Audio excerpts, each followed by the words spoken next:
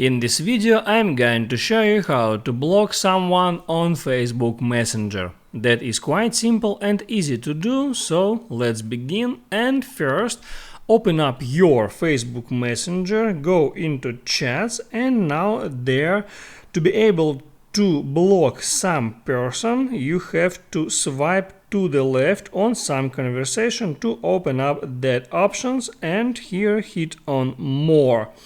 Now there at the very first position hit on block, and now let's see what the block option is. When you block some person, your Facebook account wouldn't receive messages or calls from that account. This account wouldn't be blocked on Facebook. You may still be able to see posts from that account's comments and reactions on Facebook. And now if you want to block just messages and calls, hit there on block messages and calls, and if you wish to block that person on Facebook, you can hit there to block on Facebook.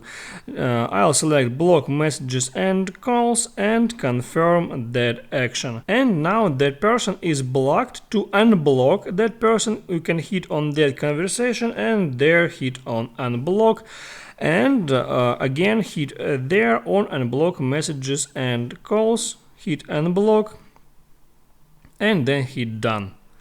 That's how it works, guys. Don't forget to hit the like button and subscribe to my channel.